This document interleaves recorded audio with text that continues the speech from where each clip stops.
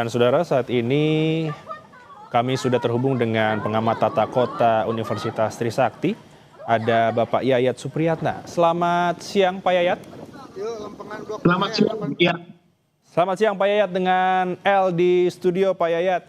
Ini kembali terjadi bencana tanah longsor Pak Yayat. Anda melihatnya seperti apa di tengah kondisi cuaca ekstrim yang terjadi beberapa hari terakhir Pak Yayat? Ya, yang pertama kita harus lihat bahwa ini fenomena yang sangat memprihatinkan kita ya, karena intensitas curah hujan cukup tinggi dan sangat mempengaruhi kondisi struktur tanah yang ada di sana.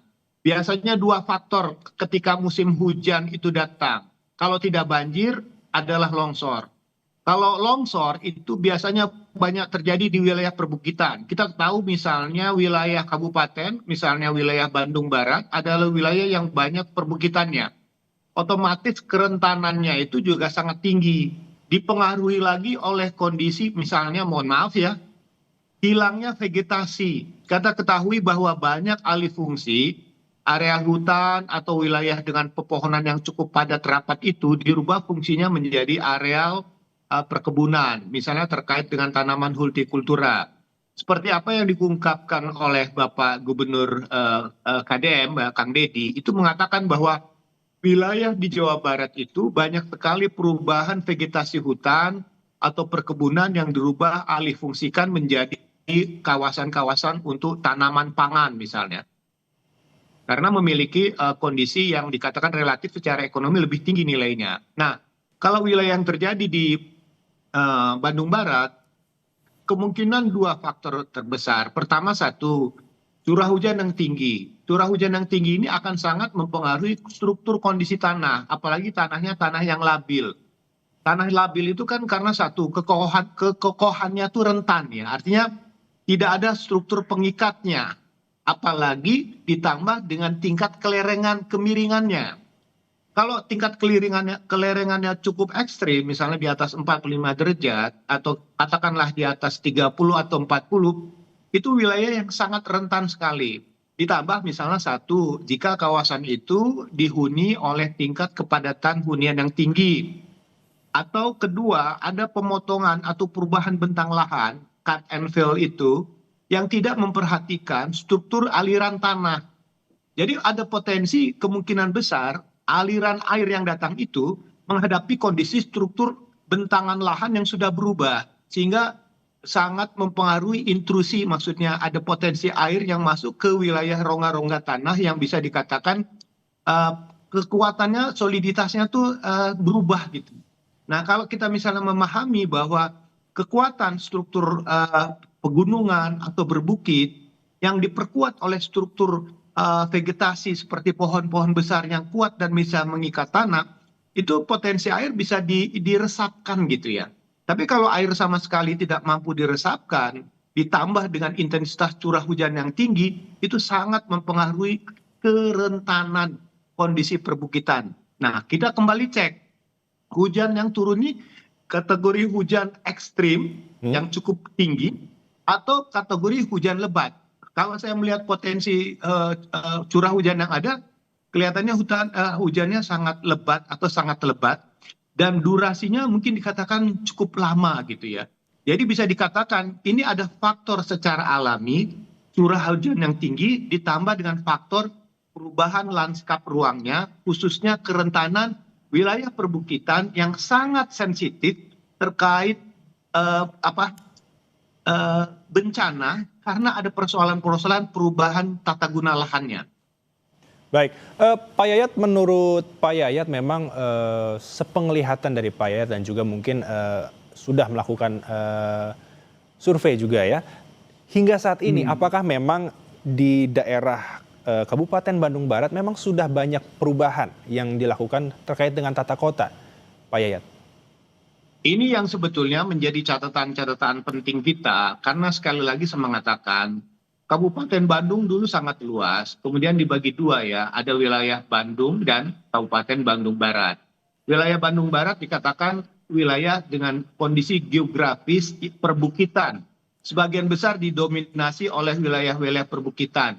Wilayah ini sangat sensitif ya. Sensitifnya apa? Pertama, wilayah perbukitan itu harusnya memang kita jaga struktur ruang itu untuk tidak dirubah secara frontal gitu.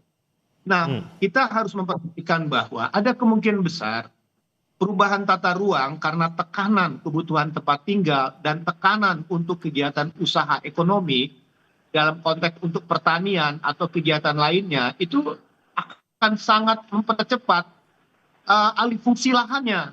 Ditambah satu lagi ya, mohon maaf sekali lagi, kepemilikan tanah pun juga bisa dipengaruhi. Karena pertama Hmm. satu, ada areal-areal yang mungkin bisa dikatakan dikuasai oleh perseorangan maupun oleh badan usaha.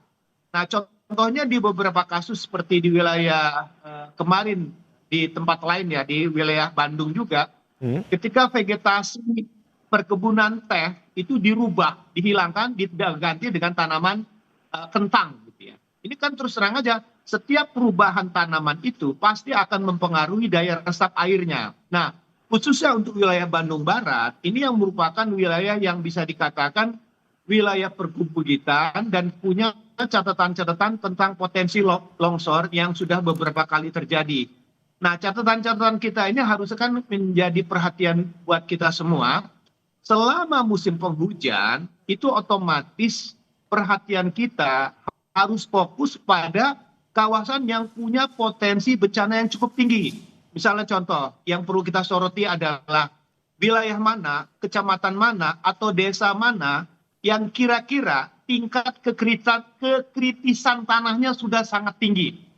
Artinya apa? Ada kemungkinan wilayah tersebut sama sekali sudah hilang ya Hmm.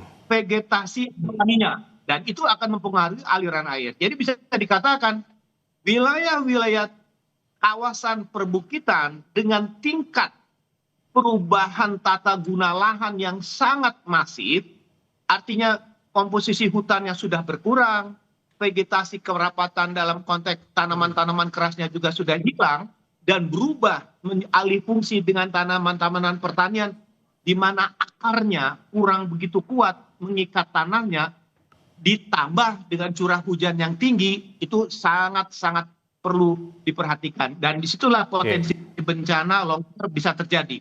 Baik. Eh, Pak Yayat, tapi sebenarnya yang Anda jelaskan tadi itu sebenarnya sudah harus masuk ke dalam peta bencana yang dimiliki oleh Pemda dan Pemprov berarti kan ya, Pak Yayat? Nah, ini sebetulnya di dalam tata ruang itu ada potensi peta rawan bencana.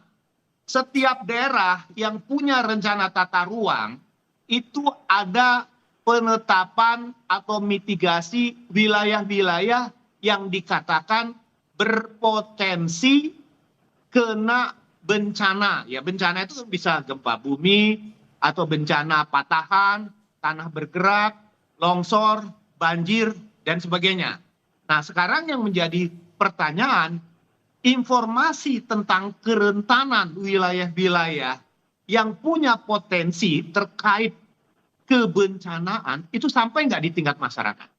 Harusnya ketika informasi tentang wilayah rentan itu ditindaklanjutin tidak, misalnya dengan Hmm. pemasangan rambu, larangan, misalnya contoh maaf ya, kalau misalnya kasus di puncak itu ada tulisan, misalnya dilarang membangun tanpa izin di kawasan yang rentan bencana, atau misalnya ya, kalau kita membangun di tempat yang rentan bencana itu harus diikuti dengan pembatasan dan pengendalian. Misalnya contoh ya, jangan semuanya dirubah gitu ya. Kalau ingin berubah, persentasenya berapa persen?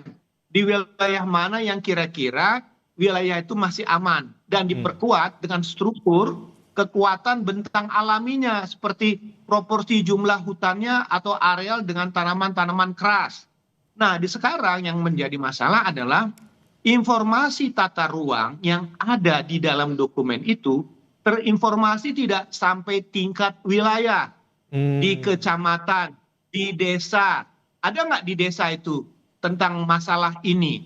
Dan kedua, ketika akan merubah bentang lahan itu memiliki izin atau tidak. Nah, kira-kira kan begitu ya. Hmm. Jadi kalau misalnya kita tahu bahwa wilayah itu rentan, perizinan-perizinan atau pengawasan itu yang kadang-kadang terlewatkan dan itulah menyebabkan pengetahuan kita tentang kawasan, tentang wilayah itu sama sekali tidak lengkap dan akhirnya orang merasa itu aman, ya menyebabkan ada potensi yang kita abaikan di dalamnya.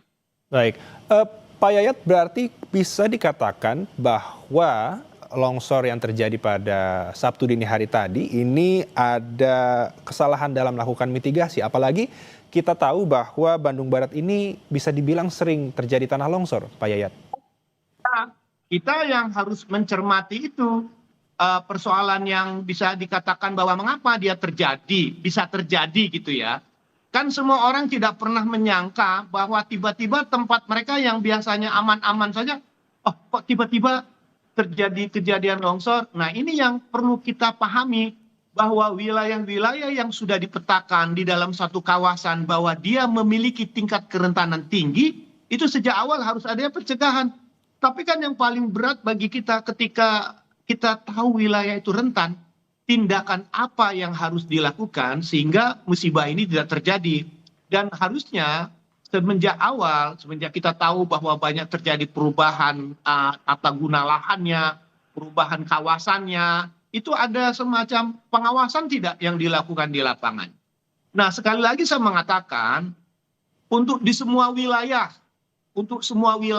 sekali lagi, yang berpotensi, punya potensi bencana seperti longsor, di musim penghujan ini tingkat kewaspadaannya harus ditambah atau ditingkatkan. Kalau tidak ini agak sedikit sensitif bagi kita. Kalau persoalannya kita segera tidak lanjuti gitu. Teman, mengapa ini penting? Karena sekali lagi saya mengatakan bencana itu tidak bisa kita duga. Tapi minimal kita tahu bahwa saya tinggal atau berusaha di kawasan dengan tingkat kebencanaan yang cukup tinggi. Dan di tata ruang itu sudah terkonfirmasi sebetulnya tentang wilayah-wilayah yang sebetulnya dalam konteks pemanfaatannya itu ada pembatasan. Karena sekali lagi ketika dibuat dokumen tata ruang itu, aspek geologinya sebetulnya sudah masuk. Cuman bagaimana informasi-informasi tentang kerentanan, tentang kebencanaan itu sampai kepada masyarakat, khususnya bagi mereka yang bertempat tinggal di situ, berusaha di situ, yang kita harus berani untuk memberikan informasi-informasi supaya kasus-kasus seperti ini tidak terulang. Sebetulnya peristiwa seperti ini sering terjadi berulang kali di berbagai daerah. Karena sekali lagi ada dua perbedaan ketika menghadapi musim penghujan di beberapa daerah. Pertama satu, kalau di wilayah hilir, di daerah das itu potensi banjir. Yang sudah kita ketahui lah sepanjang Pantura itu terjadi. Tapi bagaimana di wilayah yang punya geografis seperti kawasan pergunungan, perbukitan. Dan disitulah sebetulnya menurut saya para pimpinan daerah harus segera melakukan sosialisasi atau menginformasikan tentang potensi bencana pada saat puncaknya musim penghujan. Baik, Pak Yayat, kalau begitu langkah seperti apa yang memang seharusnya diprioritaskan untuk meminimalkan terjadinya tanah longsor ke depannya, Pak Yayat? Ya, yang pertama satu ya, untuk di beberapa daerah yang katakanlah pengaturan tata ruangnya sangat ketat. Seperti contoh kalau kita belajar dari kasus di puncak itu adalah tentang informasi daerah rawan longsor. Nah itu biasanya tanda-tanda wilayah rawan longsor itu kan sudah terlihat dari pergerakan tanahnya. Misalnya contoh ada kawasan yang tiba-tiba tanahnya tuh jalannya tuh sering rusak, sering turun, sering longsor. Kemudian bukit dipapas untuk melebarkan jalan kembali. Nah kalau kawasan yang berpotensi longsor dan sudah berapa kali terjadi, seharusnya ya sejak itu dipasang rambu-rambu tentang potensi bahaya longsor yang bisa terjadi setiap saat. Itu kalau mandatori untuk pengawasan ruangnya dijalankan. Nah cuman menjadi pertanyaan, siapa yang punya otoritas di tingkat wilayah dan ya mohon maaf ya, dan berani memasang itu kalau tiba-tiba misalnya tanahnya itu berada di milik private. Jadi pemilik tanah mengatakan, loh ini kan tanah saya, kok tiba-tiba ini ya secara nilai properti, nilai lahan kan menjadi terganggu ya kan? Karena tidak semua orang bersedia kalau tempat dia dikatakan berbahaya, kemudian dipasang peringatan, itu kan mendegradasi ya tentang apa ya nilai asetnya gitu kan. Jadi orang nggak berani berusaha itu. Nah, sekarang menjadi pertanyaan, apakah ada kompensasi oleh pemerintah daerah untuk melakukan penghijauan, reboisasi untuk wilayah-wilayah yang sudah tergerus karena persoalan perubahan tata ruangnya atau perubahan bentang alaminya. Itu yang pertama yang harus dicatat. Yang kedua, bagaimana upaya untuk meningkatkan ya upaya-upaya penghijauan ya, gerakan-gerakan penanaman pohon. Tetapi sekali lagi saya mengatakan ini memang tanggung jawabnya diletakkan di mana, karena banyak juga kawasan-kawasan hutan dikelola oleh badan usaha seperti perhutani, ada juga kawasan hutan yang dikelola oleh kementerian, ada kawasan hutan yang dikelola oleh private, ada juga kawasan-kawasan yang dikelola oleh perseorangan. Nah, sekarang tinggal bagaimana ya peringatan-peringatan atau pengawasan-pengawasan dilakukan agar perubahan atau alih fungsinya itu tidak terlalu sporadis lah. Minimal komposisi pemahaman tentang antara air, hutan, tanah, usaha itu bisa dipahami. Itu menjadi penting buat kita supaya kita lebih sensitif terkait tentang alih fungsi atau perubahan vegetasi, terkait tentang aliran air yang kemungkinan run off-nya akan semakin tinggi. Ingat, run off air itu ya akan bisa kita kendalikan potensi besarannya yang menggerus tanah itu jika vegetasinya masih bisa dipertahankan. Minimal vegetasi bentang alaminya. Kalau hutan dipertahankan hutan, kalau masih ada hutan primer dipertahankan, kalau ada perkebunan jenis tanaman apa yang akarnya kuat dan mampu menyerap tanah. Sekali lagi saya mengatakan, wilayah perbukitan adalah wilayah yang sangat sensitif ketika curah hujan sedang tinggi-tingginya. Baik, Pak Yayat, menarik tadi untuk saya cermati bahwa dikatakan betul bahwa perbukitan ini adalah sangat ya sensitif terkait dengan apalagi sudah memasuki cuaca ekstrim. Tetapi ada yang lebih sensitif lagi, tadi dikatakan oleh Pak Yayat memang terkait dengan pengawasan tanah-tanah yang mungkin tidak dimiliki oleh Pemprov tapi milik mungkin perseorangan, pribadi atau seperti apa. Ini kan yang tentu tidak bisa diatur atau mungkin sulit untuk diatur oleh pemerintah terkait dengan vegetasi yang ada di dalamnya. Nah, ini apakah benar bisa dikatakan belum adanya pengawasan yang maksimal sehingga bisa menyebabkan terjadinya tanah longsor, Pak Yayat? Nah, ini menarik. Ada namanya property right, hak kepemilikan atas tanah. Tanah-tanah saya, tanah-tanah perusahaan. Bagaimana perusahaan atau perseorangan memanfaatkannya. Tapi ada namanya development right, perizinan, ketentuan, arahan tentang bagaimana cara pemanfaatannya. Nah, di kita itu development right-nya dalam konteks pengaturan secara tata ruangnya kadang-kadang agak susah menyentuh pada konteks property right-nya. Contohnya begini. Kalau ada pelarangan, ya mohon maaf nih, ada pelarangan terhadap aset tanah saya. Anda tidak boleh membangun di situ, Anda harus menghijaukan. Terus dia bertanya, kalau tidak saya lakukan, saya dapat apa? Baik. Kemudian saya kena PBB juga kan. Itu kira-kira perlu kita perjelas di dalamnya agar pengaturannya tidak berbenturan satu dengan lainnya. Baik, Pak Yayat, kita harus tahan terlebih dahulu perbincangan kita terkait dengan bencana longsor yang terjadi di Kabupaten Bandung Barat. Kita akan jeda sejenak. Jadi saudara, jangan beranjak dulu. Yayat Supriyatna sebagai pengamat tata kota Universitas Trisakti. Pak Yayat, diinformasikan tadi berbicara dengan Pak Teten Ali Mulku, Kepala BPBD Jabar, betul adanya memang ini daerah yang rawan terjadi tanah longsor dan sudah ada alih fungsi lahan. Pak Yayat, berarti memang betul memang adanya bahwa tidak melihat kondisi dari lereng tersebut, tapi dijadikan tempat untuk berkebun. Tadi kalau dikatakan oleh jurnalis Kompas TV, Pak Yayat, bagaimana melihatnya? Ya, ini menarik ya. Pertama, daerah Cisarua dan Lembang itu kan selain destinasi wisata juga menjadi zona areal pertanian tanaman pangan. Pasir Langu saya masih ingat lah, dulu saya pernah ke Pasir Langu, saya pernah ada kegiatan di sana gitu. Mengingat wilayah ini merupakan zona wilayah tanaman pangan dan kita ketahui ada kasus namanya supply dan demand gitu. Ketika permintaan pasar ya tentang produk-produk pertanian makin meningkat, itu kan akhirnya ketika intensifikasi tidak mampu, artinya dengan misalnya dengan membuat rumah-rumah kaca untuk tidak melakukan ekstensifikasi, meluaskan areal pertanian, itu otomatis ketika demand meningkat, proses ekstensifikasi ya alih fungsi lahan untuk memperluas areal pertanian itu pasti akan terjadi.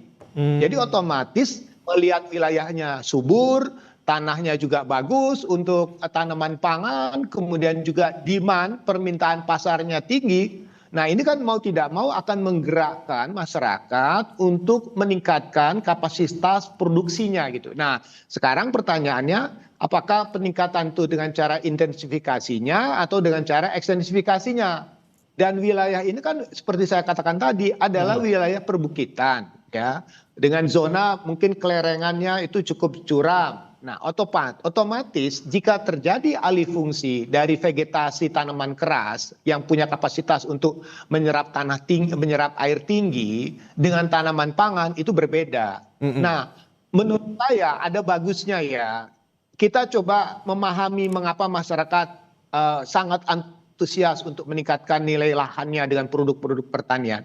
Tetapi yang kurangnya adalah tentang pengawasan dalam konteks di lapangannya gitu. Artinya begini, harusnya ada pemetaan mana zona yang perlu kita pertahankan, mana zona yang bisa kita tingkatkan produktivitasnya. Nah kalau melihat dari secara kultural, memang masyarakat atau saudara-saudara kita yang ada di Lembang, di Cisarua, Pasir Langu dan sebagainya itu memang dari dulu riwayatnya adalah petani-petani di sektor tanaman pangan. Dan kita ketahui Lembang itu kan ibaratnya kalau di Bogor tuh kayak puncak gitu ya. Menjadi destinasi wisata, wisatawannya banyak. Pasti ada nilai tambah dalam konteks wilayahnya yang mempunyai daya tarik. Maka pertanian itu menjadi hal yang menjadi salah satu sumber penghasilan utamanya. Nah sekarang yang menjadi catatan kita, areal-areal pertanian itu areal itu dimiliki oleh siapa misalnya. Kalau misalnya dikuasai oleh satu badan usaha, katakanlah punya perhutani. Kadang-kadang pertanyaannya apa sudah ada izin, ada syarat-syarat ketentuan yang berlaku atau milik siapa yang mengelolanya. Tapi kalau kepemilikannya private, perseorangannya kita juga tidak bisa mengendalikan ya karena hak seseorang untuk memanfaatkan nilai tanah itu adalah hak pribadi, tetapi secara tata ruang perlu ada rambu-rambu.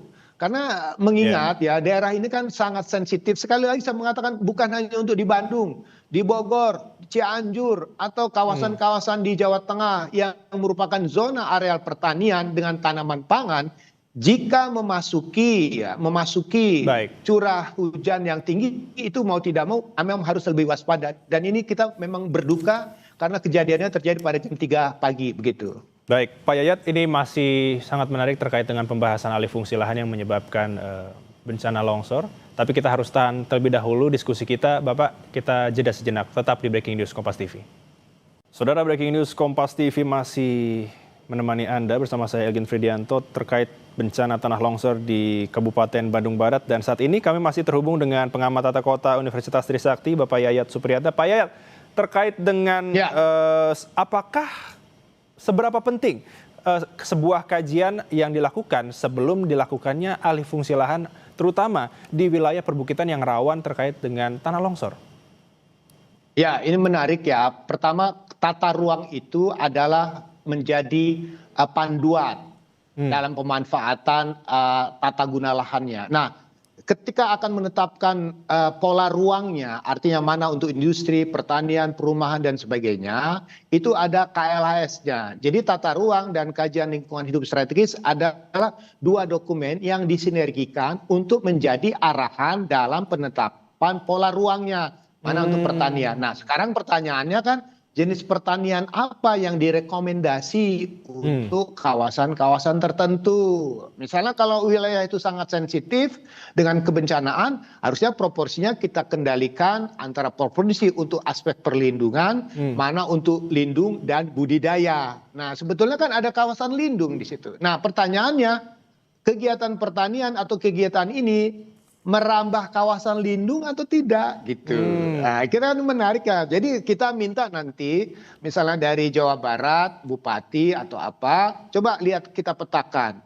Kegiatan-kegiatan yang dikerjakan sekarang ini itu menyentuh kawasan lindung atau tidak. Kalau kawasan lindungnya tersentuh, terganggu, pasti dia akan mengganggu ya kan. Artinya kita juga harus benar-benar perhatikan ini. Yang terjadi sekarang adalah alih fungsi budidaya yang merambah ke kawasan lindung. Baik. Pak Yayat, ini masih menarik terkait dengan pembicaraan kita terkait dengan alih fungsi lahan. Tapi sepertinya kita akan jeda sejenak. Tetaplah bersama kami di Breaking News Kompas TV. Bicara terkait dengan tanah longsor di Kampung Babakan, Kabupaten Bandung Barat, Jawa Barat. Saudara, saat ini kami, Kompas TV, masih terhubung dengan pengamat tata kota Universitas Trisakti, Pak Yayat Supriyatna. Pak Yayat, tadi saya sempat berbicara dengan Pak Teten Ali Mulku, Kepala BPBD Jabar, mengatakan bahwa terjadi tidak hanya satu longsoran, tetapi ada dua longsoran. Satu lagi itu ada di Lembang. Pak Yayat, ini kan yang kita tahu Lembang ini merupakan salah satu destinasi wisata. Ini bagaimana Anda melihatnya? Berarti memang masih ada daerah-daerah yang labil tanahnya di sana, Pak Yayat. Iya, Cisarua, Pasir Langu dengan Lembang itu berdekatan dalam zona yang sama. Artinya memang wilayah ini sangat sensitif terkait dengan masalah potensi longsor. Apalagi ditambah dengan kondisi curah hujan yang cukup tinggi. Dari dulu wilayah Lembang itu memang menarik menurut saya. Dari aspek udaranya, lokasinya. Nah, pertanyaannya kan bagaimana konsep pengembangan Lembang atau daerah Cisarua yang memang kalau dilihat dari kekuatan lahannya itu adalah di sektor pertanian. Nah, ketika lapangan kerja atau usaha itu melihat pertanian itu menjadi kegiatan utama di daerah tersebut, nah pengendaliannya sejauh mana gitu kan. Nah, sekarang yang menarik adalah areal pertanian itu ada di perbukitan, sementara perumahannya ada di bawah. Nah, ini kan artinya pencerahan, pengetahuan tentang tata ruang, bagaimana wilayah yang harusnya dilindungi di atas, misalnya di atas permukiman, itu sebaiknya kawasan lindung untuk memprotek supaya tidak ada tekanan air atau longsor yang menimpa di bawah. Tetapi yang terjadi, ini kan asumsi dulu ya, ada kemungkinan area pertanian di bawah, area permukiman di bawah itu, sementara perbukitan di atasnya itu sudah berubah. Nah, harusnya misalnya kalau misalnya pertanian itu di atasnya ada sistem proteksi terkait pengendalian lahan dalam konteks hutan atau penghijauan yang kuat dengan vegetasi tanam keras yang mampu menahan air, itu otomatis juga ini. Nah, satu hal lagi yang perlu kita cermati ya, kita kan harus banyak belajar dengan perubahan curah hujan yang ada sekarang. Kalau curah hujan semakin ekstrim, artinya kawasan Lembang, Cisarua, dan kawasan-kawasan perbukitan yang memang sudah banyak perubahan alih fungsi tanahnya, harus diingatkan, hati-hati, bukan kita takut, tapi perlu kehati-hatian bahwa potensi longsor itu bisa terjadi di semua tempat. Nah, sekarang kita tinggal konfirmasi dengan pihak BMKG. Di mana potensi? Nah, BMKG kan sekarang agak rajin itu untuk mengkonfirmasi tentang potensi curah hujan ekstrim pada beberapa daerah. Nah, yang sudah dilakukan Badan Penanggulangan Bencana Daerah Jawa Barat sudah cukup baik, misalnya menginformasi kepada setiap pimpinan daerah bahwa ada potensi curah hujan itu. Nah, sekarang ilmu langitnya bagus, ilmu buminya bagus atau enggak nih? Bergerak di bawah. Nah, jadi yang terlambat adalah ada kemungkinan lag ya, informasi yang baik ini tidak terkonfirmasi sama pengawasan di lapangan. Di lapangannya ya. Belajar dari kasus ini, maka kita harus sama-sama mencermati untuk kedepannya wilayah mana yang sebetulnya harus kita tahan nih, supaya tidak terlalu dieksploitasi. Kadang-kadang terus terang daya tarik ekonomi itu suka mengabaikan aspek keuangan gitu.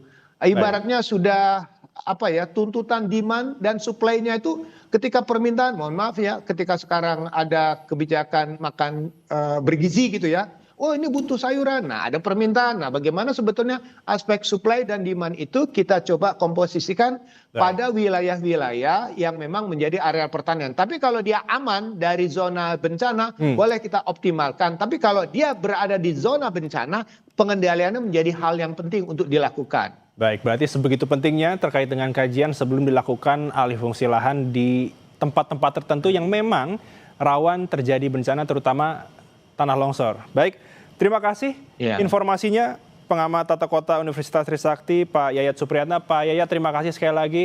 Sehat selalu, Bapak. Sama-sama, terima kasih. Sama-sama, terima kasih.